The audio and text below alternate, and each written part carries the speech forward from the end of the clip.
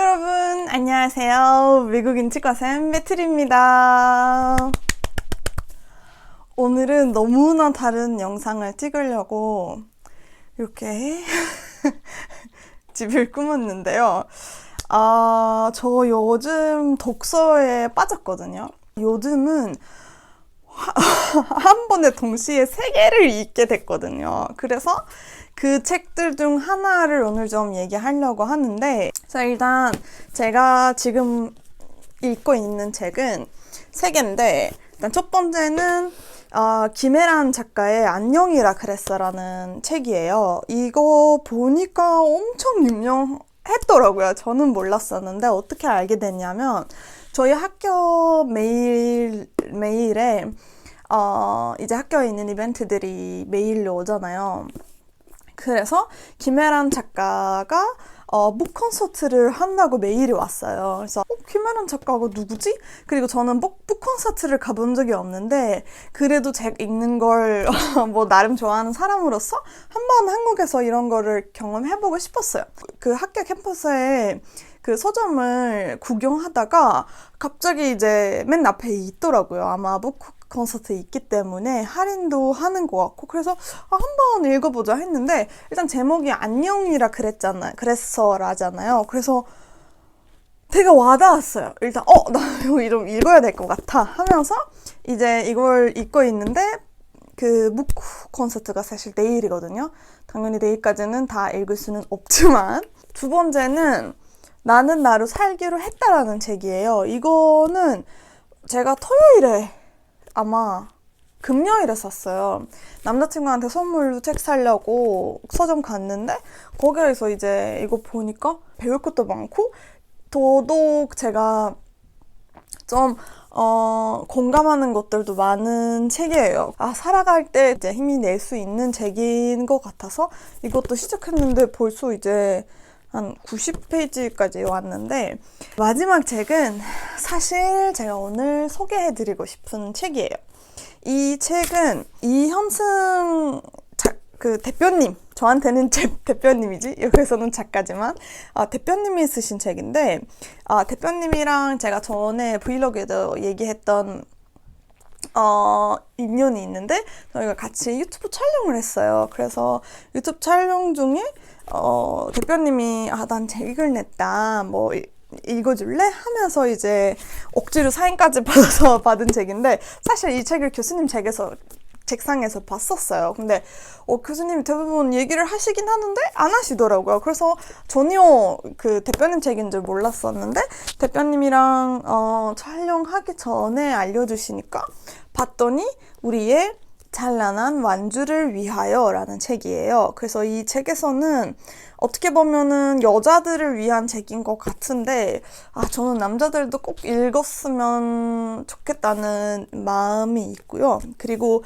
이 안에 사실 건강 관련 것도 있고 워킹맘들에 대한 얘기도 있고 여러 가지 얘기가 있긴 있는데, 저는 오늘 얘기하고 싶은 거는 이 책을 읽으면서 문화적인 것들을 제가 느낀 것들이 있잖아요. 그래서 좀 그런 것들을 얘기하고 싶어서 사실 이런 영상을 찍게 됐는데, 사실 언어적인 것도 좀 한계가 있잖아요. 제가 제 느끼는 것들을 설명하기가 조금 어렵고 어색하고 부족할 수는 있지만 일단 예쁘게 봐주시고요. 제가 이 책에서 얘기하고 싶은 거는 사실 여자들이 뭐 육아를 하면서 일을 하면서 건강을 어떻게 지켜야 되냐, 그런 얘기도 있고, 또 이 대표님께서 되게 오랫동안 회사 생활을 하다 보니까 그 노하우들이 이제 생기셔서 그거에 대한 얘기들이 있거든요. 그래서 제가 이런 책을 1년 전에 읽었으면 좀 더 마음고생을 덜 하지 않았을까라는 생각도 들었고, 근데 오늘 사실 그런 일에 대한, 회사 생활에 대한 얘기를, 아직은 저는 회사 생활을 안 했기 때문에 안 할 건데, 아마 50페이지에서 나오는 얘기가 되게 공감도 되면서도 문화 충격이라고 해야 되나? 아무튼 그런 문화 차이나 제가 놀랐던 부분들도 있어서 오늘은 그에 대해서 좀 얘기를 하고 싶어요. 책에 몇 가지 부분이 있는데 제가 얘기할 부분은 여자들이 육아를 하거나 뭐 가정일을 하거나 또는 회사 일을 하면서 사실 건강을 좀 안 챙기는 사람이 너무 많다. 근데 저희가 먼저 저희 건강을 체력을 기워서 신경 써서 마음적으로도 건강할 수 있고 왜 여자는 이렇게 열심히 하면서 본인을 안 챙기냐 하면서 이제 여러 가지 지식들을 정보들을 알려주세요. 첫 번째로 시작하는 건 여자들은 언제 달리기를 멈출까라는 제목에서 시작을 해요. 저도 정말 달리기를 하는 느낌이라서 딱 보고 나의 달리기는 언제 끝날까라는 좀 생각을 했거든요. 이 제목을 보자마자.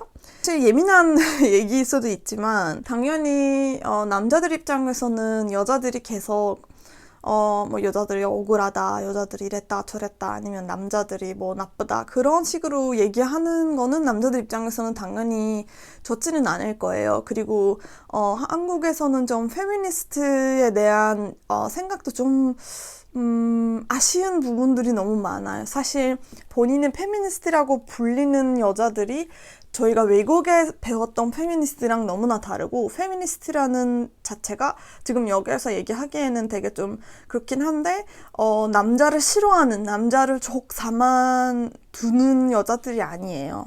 일단 그걸 말씀드리고 싶고요. 만약에 그렇게 하면서도 나는 페미니스트라고 하는 사람이 있으면 그거 틀린 거고요. 근데 현실적인 사실들이 있잖아요.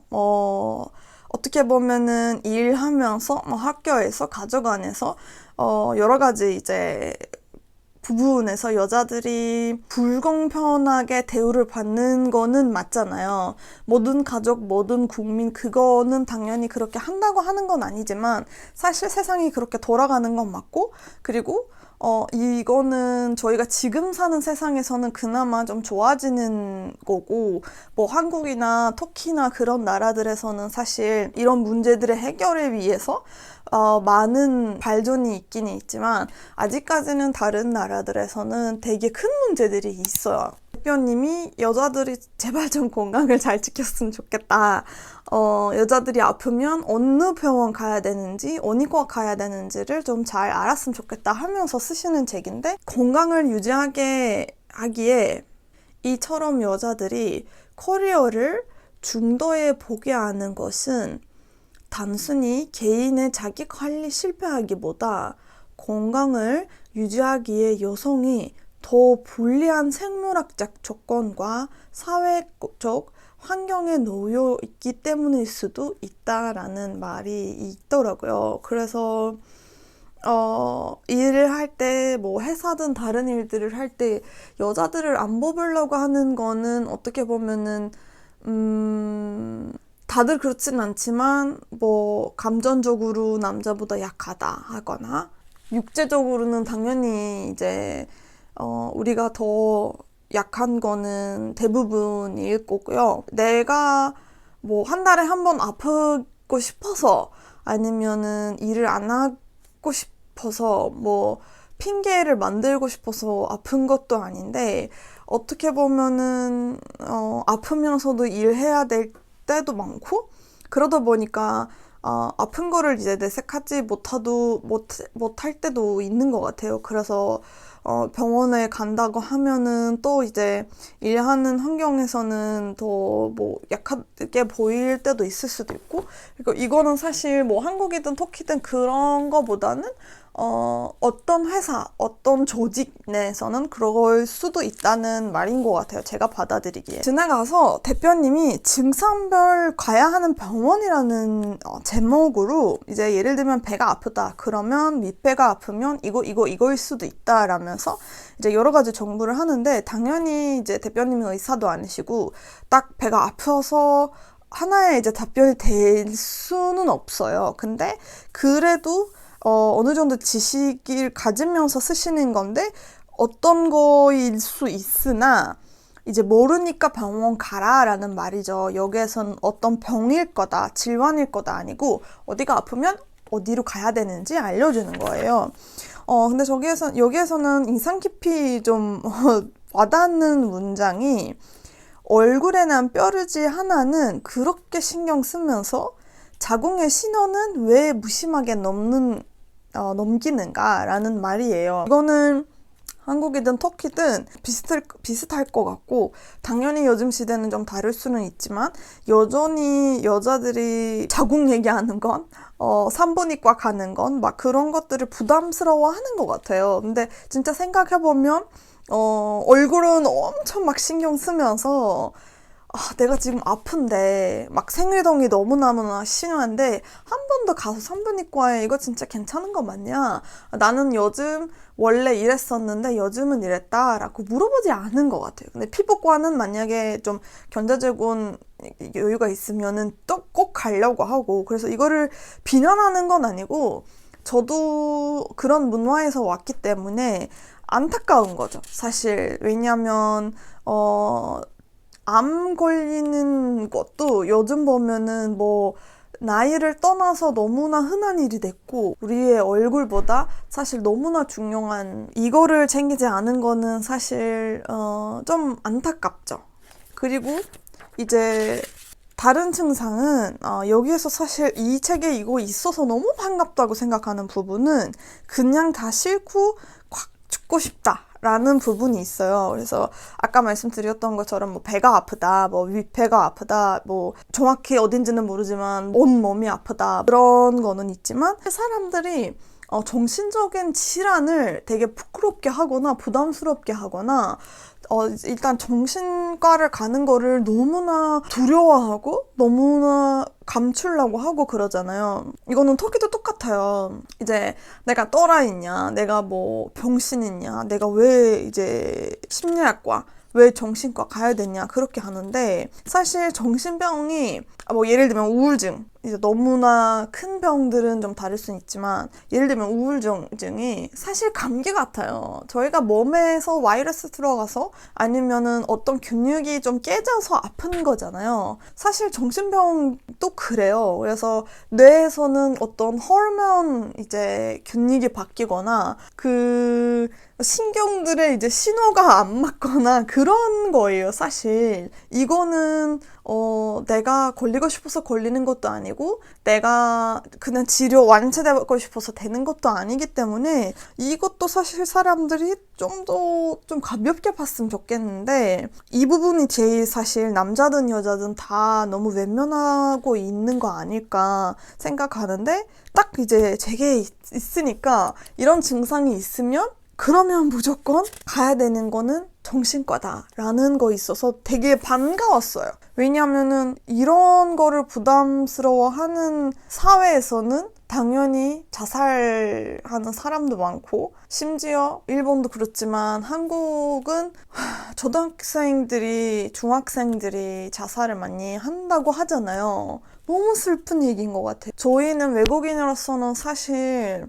주변에서 그런 소식을 듣지는 않지만 제일 이제 접한 거는 연예인들이 이제 자살하는 경우잖아요. 뭐 네티즌들을 뭐 했다고 하거나, 어쨌든 본인이 연예인 생활하면서 이제 진짜 트라우마가 있거나 좀 어려운 일들을 겪어서 자살을 한 사람들을 좀 봤는데 되게 안타깝죠, 사실. 그리고 연예인이라는 직업 자체가 사실 좀 더 특별한 거라서 그거에 대해서 얘기한 건 아니지만, 그냥 나는 뭐 일할 때, 뭐 합격할 때, 가족 때문에 혹은 이제 내 남편 때문에 좀 힘든 거 있으면 좀 사실 감기 걸린 듯이 좀 자주는 아니더라도 진짜 힘들 때 제발 좀 갔으면은 좋겠어요. 그래서 여기에서 대표님이 쓰시는 것도 우울감, 무기력감, 분노 조절이 어려움은 단순한 감정 기복이 아니라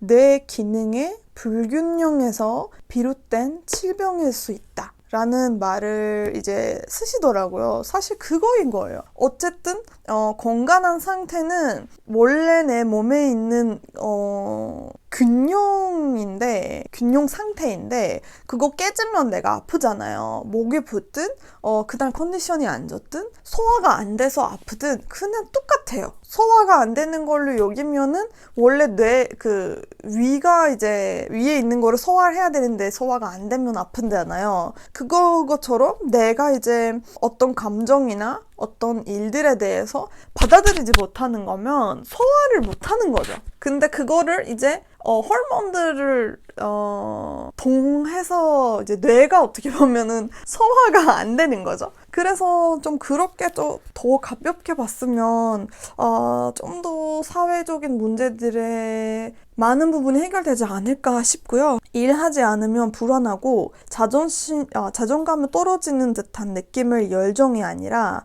도파민 중독과 같은 뇌의 문제일 수 있기 때문이다 라는 걸 얘기하면서 이제 일 중독에 대한 얘기를 할 때 이거 저도 지금은 그렇지는 않지만 가끔 정말 불안하거나 스트레스를 많이 받을 때 저도 막 난 바쁜 거 좋아해 하면서도 사실은 바쁘지 않으면 너무 불안해서 내가 지금 한국에 왔는데 열심히 살아야 되는데 그냥 가만히 있으면 아무것도 안 배우면 잊혀진 것 같아서 좀 그런 불안감이 있는 것 같아서 사실 이건 진짜 건강한 건 아니에요. 그래서 만약에 진짜 충동적인 나는 워커홀릭이다 하면은 이거는 사실 어떻게 보면은 뭔가가 잘못된 얘기일 수도 있고 이건 터키에서도 똑같고 여기에서도 치료 기록이 남을까봐 혹은 주변의 편견 어린 시선이 두렵기 때문이다 라는 부담을 또